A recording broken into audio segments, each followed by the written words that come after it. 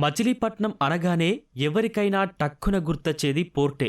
కానీ ఇకపై బందరు పేరు వినగానే ప్రతి ఒక్కరి మదిలో మంగినపూడి బీచే మెదులుతుంది.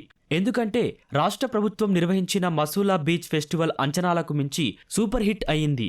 4 రోజుల పాటు సాగిన ఈ సముద్ర పండగ రాష్ట్ర నలుమూలల నుంచి జనాన్ని బందరకు రప్పించింది. ఎన్నో మధురానుభూతులను మిగిల్చింది. వెళ్లలేని వారికి ఎందుకు ఈ ఆహ్లాదాన్ని మిస్ అయ్యామా అనిపించేలా చేసింది.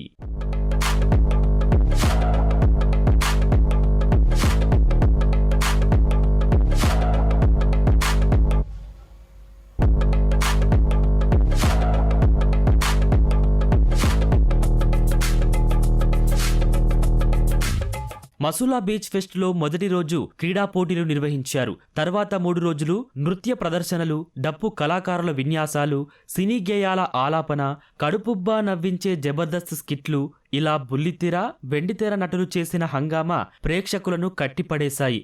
ఆపరేషన్ సింధూర్పై చేసిన ప్రదర్శన అందరినీ విశేషంగా ఆకట్టుకుంది. ఫెస్టు కోసం ఏర్పాటు చేసిన అమరావతి ముఖద్వారం, 100 అడుగుల ఎత్తుగల జాతీయ జెండా, జలజీవుల ఆకృతులు జనంతో సెల్ఫీలు తీసుకునేలా చేశాయి.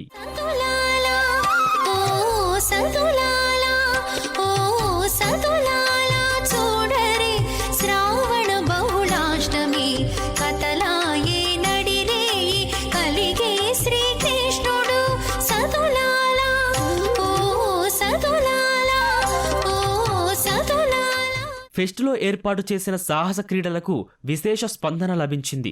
విన్యాసాలు చేసేందుకు జనం క్యూ కట్టారు. ఎగసిపడే అలలపై బోటింగ్ చేస్తూ సంతోషంగా గడిపారు. Sea kayaking, beach kabaddi, volleyball పోటీలు చూసేందుకు జనం ఎగబడ్డారు. వీటితో పాటు జాయింట్ వీల్, కొలంబస్ లాంటి వాటిపైన బాగా ఆసక్తి చూపించారు. పలు రకాల బిర్యానీలు, చేపల వేపుళ్ళు, రకరకాల స్వీట్లు తిని వాటి రుచికి మంత్రముగ్ధులయ్యారు. ఎంతో ప్రతిష్టాత్మకంగా నిర్వహించిన ఈ కార్యక్రమానికి ప్రజాప్రతినిధులు ముఖ్య అతిథులుగా వచ్చి జనంలో జోష్ నింపారు. మంత్రులు కందుల దుర్గేష్, నారాయణ, పార్థసారథి మొదటి 3 రోజుల్లో వచ్చి కార్యక్రమాలను తిలకించారు. ముగింపు వేడుకలకు మంత్రి అనగాని సత్యప్రసాద్ వచ్చారు. మంగినపూడి అభివృద్ధికి ప్రభుత్వం సానుకూలంగా ఉందని తెలిపారు.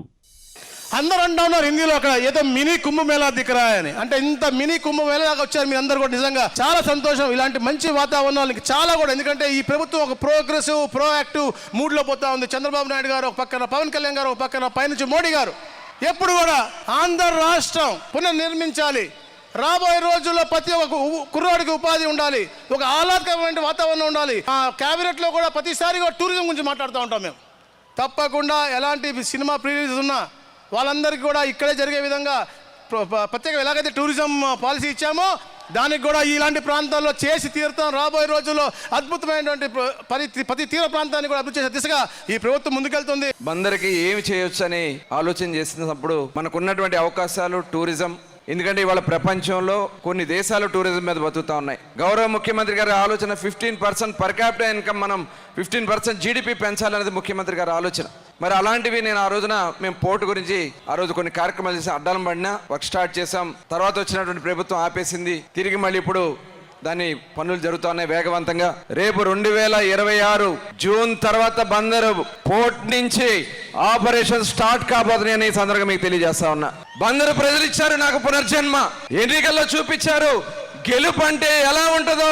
అత్యధిక ఓట్ల మెజార్టీతో గెలిపించి చరిత్ర సృష్టించారు. నా రుణం నేను తీర్చుకోవాలి. నా రుణం తీర్చుకోవాల్సిన బాధ్యత నాకుంది. నా చివరి రక్తపు పట్టు వరకు బందరు పట్ల అభివృద్ధి కోసం నేను 6 నిమిషాలు కష్టపడతానని తెలియజేస్తా ఉన్నా.